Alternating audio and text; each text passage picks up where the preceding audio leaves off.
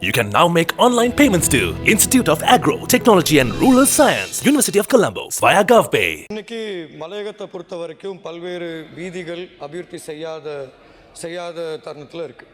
அப்படி இருக்கும்போது நாங்கள் ஒரு வருஷம் அரசாங்கத்தில் இருக்கும்போது முக்கியமாக பகவந்தலாவ வீதியும் நுரையில டன்சனன் வீதியையும் நாங்கள் சரி கட்டணும். இருந்ததிலே பிரதான வீதிகள் பிரச்சனைக்குரிய வீதிகள்னால் அந்த இரு வீதிகள் தான் சொல்லணும். அப்படி இருக்கும்போது நாங்கள் கடந்த அரசாங்கத்தில் வந்த வரவு செலவு திட்டத்தில் பல்வேறு நிதி ஒதுக்கீடுகள் வழங்கியிருந்தோம், குறிப்பாக வீதி அபிவிருத்திக்கு.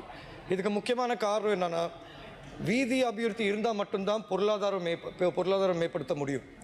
ஆனால் இன்றைக்கி நடந்த ஒரு விஷயத்தையும் நான் உங்ககிட்ட சுட்டி காட்ட வேணும். அதில் என் நேரத்தில் நான் கொஞ்சம் பங்கு எடுத்தாலும் பரவாயில்ல. கௌரவ பிரதி சபாநாயகர் அவர்களே, உங்களுக்கு தெரியாத விதிமுறைகள் கிடையாது. அதே நேரத்தில் இன்றைக்கி இந்த இந்த இந்த இந்த புகாரை நான் முன் வச்சு தான் ஆகணும். ஏன்னா இன்றைக்கி கௌரவ சபாநாயகர் அவர்கள் உட்கார்ந்துருக்கும் போது கௌரவ அமைச்சர் ஒரு பதில் சொல்லிட்டு இருக்காரு. அந்த அமைச்சர் பதில் சொல்லும் போது அது ஒரு தவறான கருத்து, ஒரு பொய்யான கருத்து. அதை திருத்துறதுக்கு முழு உரிமை எனக்கு இருக்குது.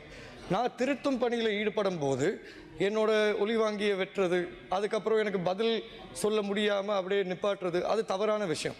நான் ஏன் இதை சொல்கிறேன்னா, எந்த விதமான அரசியலும் இதில் கிடையாது. கௌரவ அமைச்சர் அவர்கள் சொன்ன ஒரு விஷயம், நாங்கள் 2000 பேருக்கு வீடுகள் வழங்குறோம். நான் சொன்னால் அது போய் வீடுகள் வழங்கல, ஒரு சர்டிஃபிகேட் வழங்குறீங்க.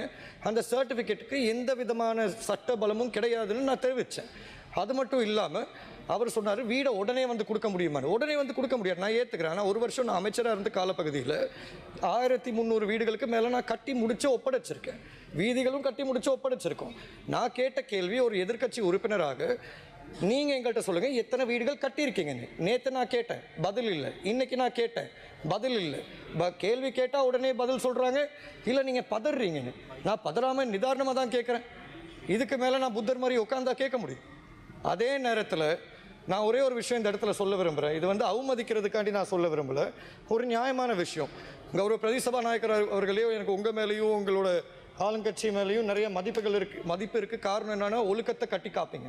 ஆனால் மனிதன் குரங்கிலிருந்தான் வந்தானுக்கு ஒரு ஆதாரம் நீங்கள் உறுப்பினராக ஒருத்தரை வச்சுருக்கீங்க. இங்கேருந்து அங்கே தவறாரு கை கொடுக்க, அது சபை நாகரிகம் கிடையாது, சபை விதிமுறைகள் அது கிடையாது. அப்படி இருக்கும்போது தயவு செய்து அந்த மாதிரி வேலைகளை திருத்திக் கொள்ளும். இறுதியாக ஒரே ஒரு விஷயம் நான் சொல்கிறேன். முந்தா நேற்று கேட்டது தான் நான் மறுபடியும் கேட்குறேன், நேற்று கேட்டது தான் நான் இன்றைக்கும் மறுபடியும் கேட்குறேன். எத்தனை வீடுகள் கட்டப்பட்டிருக்கு? ஒன்று. ரெண்டாவது, நீங்கள் வழங்குறது காணி உறுதி பத்திரம். அதில் 237 காணி உறுதி பத்திரங்கள் வழங்கப்படுது. அதுவும் நான் தயாரித்தது.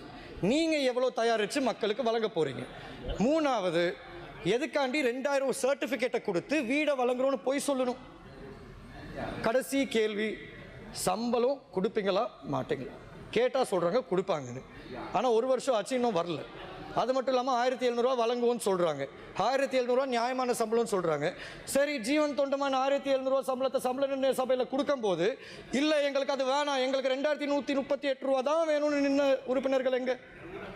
ஸோ இந்த ஆதங்கங்கள் எனக்கும் இருக்குது. கௌரவ பிரதி சபாநாயகர் அவர்களே, இதெல்லாம் உங்ககிட்ட நான் முன்வைக்கிறேன். ஹேஷா வித்தானாகே அவர்கள்கிட்டையும் நான் நன்றி சொல்கிறேன் இந்த நேரத்தை எங்களுக்கு வழங்கினதுக்கு. கடைசி எனக்கு ஒரே ஒரு விஷயம் தான் புரியல. நேற்று கௌரவ அமைச்சர் சமந்த வித்யாரத்ன அவர்களோட உரையில், என்பிபி மெம்பர்ஸ் எல்லாருக்கிட்டையும் தான் நான் இதை கேட்குறேன். அவரோட உரையில் ஒரு விஷயம் சொன்னார். எஸ்ஜேபி இதை பண்ணியிருக்காங்க, டிபிஏ இதை பண்ணியிருக்காங்க, சிடபிள்யூசி இது பண்ணியிருக்கு. ஒவ்வொரு கட்சியாக திட்டினாங்க. ஒவ்வொரு கட்சி, எதிர்கட்சியில் இருக்க ஒவ்வொரு கட்சியை நீங்கள் திட்டுறீங்க. அப்புறம் எதுக்காண்டி எல்லாரோடையும் உள்ளூராட்சி சபை தேர்தலில் கூட்டணி வச்சிங்க? ஏங்க, நாங்கள் கெட்டவங்க, நீங்கள் நல்லவங்களா?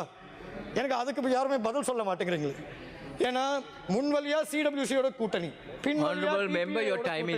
இன்னொரு வழியா போட்டோட கூட்டணி, இன்னொரு வழியா எஸ்ஜேபியோட கூட்டணி. கொஞ்சம் முதுகெலும்பு இருக்க வேணாமா இல்லையா? இவ்வளவுதான் நான் கேட்கணும்னு நினைச்சேன் பிரதி தவிசாளர் அவர்களே.